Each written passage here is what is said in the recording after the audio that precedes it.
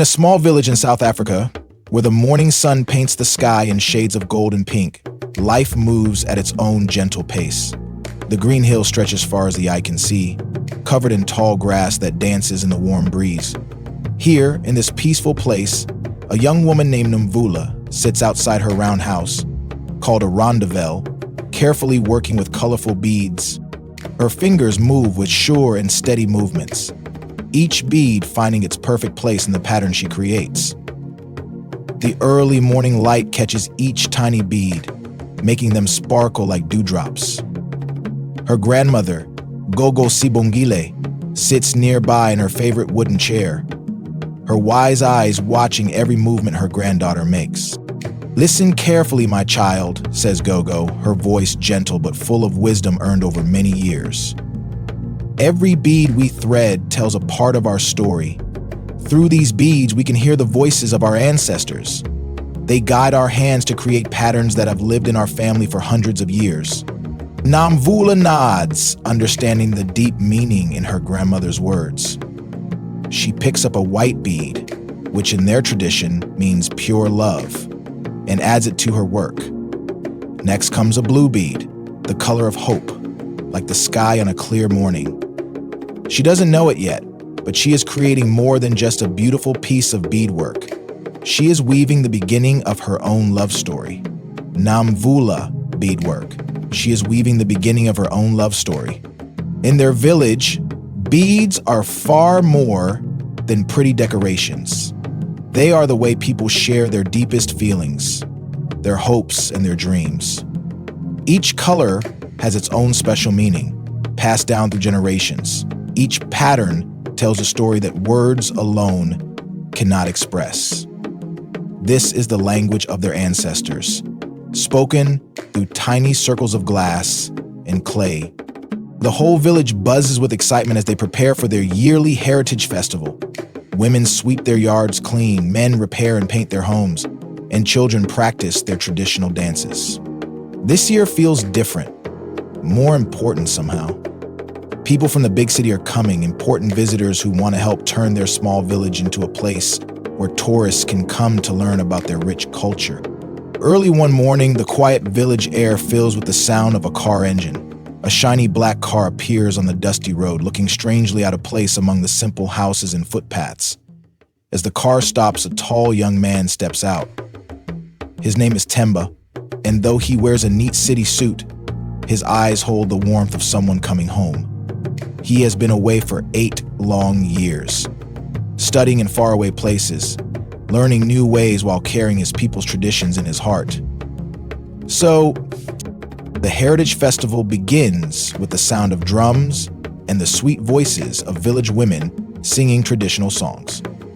At Nomvula's display table, her beadwork catches the sunlight, drawing visitors to look closer at the intricate patterns. Themba finds himself walking toward her table, drawn by something he cannot explain. He watches as her fingers move gracefully, showing visitors how each bead must be handled with care and respect. When their eyes meet for the first time, they both feel something special, like a story beginning to unfold.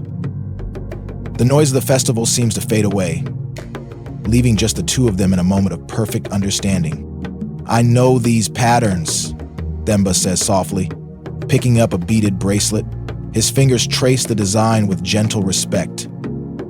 "My grandmother used to make them before she passed away.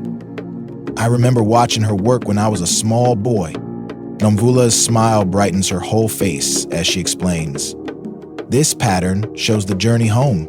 See how the blue beads make a path through the white ones? It tells the story of someone finding their way back to where they belong. Here, at Saloma, today they talk for hours, losing track of time. Themba shares his big dreams for the village. He wants to build a special place, a cultural center, where young people can learn their traditional ways while also gaining skills for the modern world."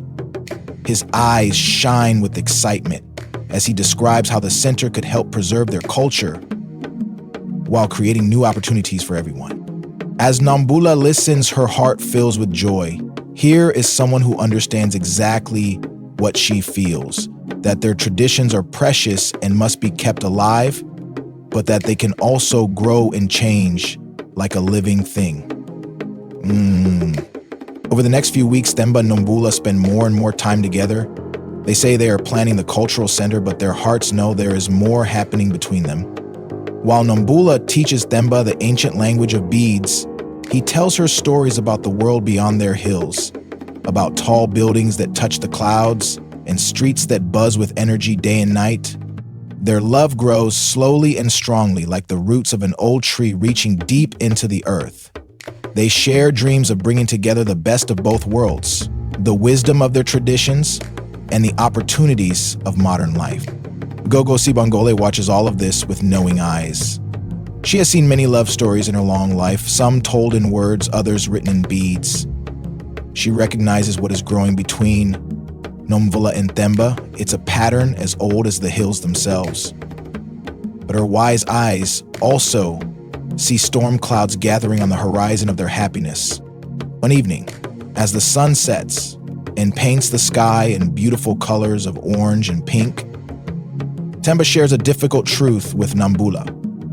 His voice is heavy with sadness as he tells her about Lindiwe, a woman in the city who his family chose to be his wife many years ago. "We come from different worlds," Themba says, his words full of pain. "My family has expectations. They have plans for me that were made long before I came back home." But Nomvula, instead of giving in to sadness, reaches for her beads. Her hands tremble slightly, but her voice stays steady and strong. "In the old days," she tells him, "when our people faced great problems, when their hearts were too full of feelings for words alone, they spoke through beads. Let me show you how our ancestors found their way through difficult times." The situation becomes even more complicated when Lindiwe arrives in the village without warning. She stands out immediately. Her city clothes, her perfect makeup, her confident way of walking. She is everything Nomvula is not, but she carries her own kind of grace. However, Lindiwe is not blind. When she sees how Themba watches Nomvula teaching young children the art of beadwork, she recognizes the look of pure love in his eyes. Chief Mandla, who leads the village with wisdom and care, finds himself in a difficult position. He wants Themba's cultural center project to succeed. It would bring new life and opportunities to their community. But he also sees how this love triangle threatens to tear apart the very fabric of village life. So, seeking guidance, he visits Gogo Sibangile in her rendezvous. The old woman listens carefully, then runs her fingers over a very old beaded pattern hanging on her wall. "The beads will show us the right path," she says with quiet confidence. "But first, everyone must speak their truth. No pattern can be beautiful if it's built on lies." While all this happens, Nomvula begins working on something special in secret. Late into the night, by the light of a small lamp, she creates a new kind of beadwork. She weaves together traditional patterns in ways that have never been seen before, telling her love story through beads. Each tiny bead is like a word in a letter she fears she may never give to Themba. Everything comes to a head during an important village ceremony. Lindiwe, trying her best to fit into village life, wears a traditional beaded necklace, but she puts it on incorrectly, not understanding its sacred meaning. When the older women whisper their disapproval, Lindiwe becomes frustrated and says things she doesn't really mean about their traditions being old-fashioned and useless in the modern world. But it's what happens next that changes everything. Instead of getting angry, Nomvula gently takes Lindiwe aside. With patience and kindness, she explains the meaning behind each bead and pattern. She shares stories about why these traditions matter, how they connect people to their history and to each other. Watching this moment, Themba finally understands what he truly wants for his future. He sees in Nomvula the perfect bridge between old and new, someone who can honor the past while walking confidently toward tomorrow. The Harvest Festival brings everything to a beautiful conclusion. Nomvula reveals her secret project, a huge beaded tapestry that tells not just her and Themba's love story, but the story of their whole community.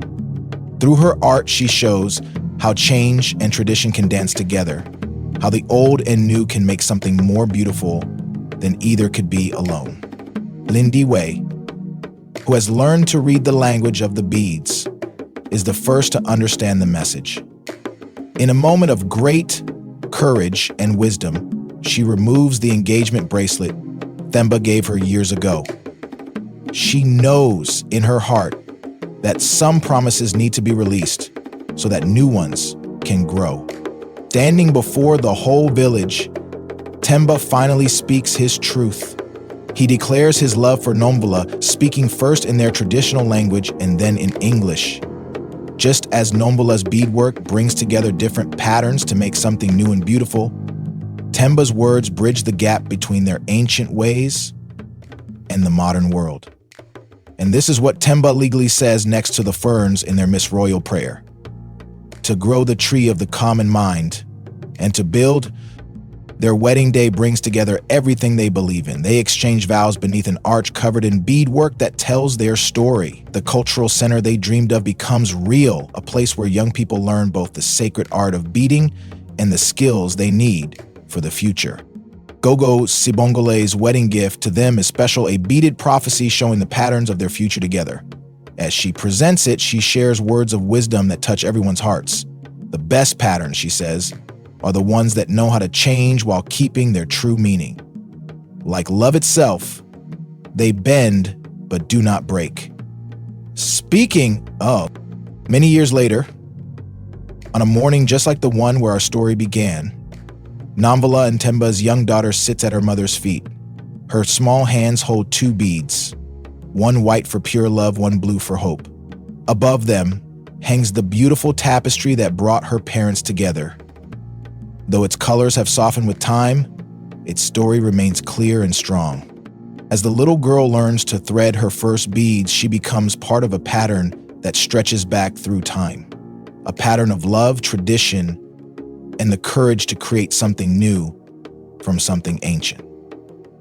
And so, like the best stories in any language, this one leads to a new beginning.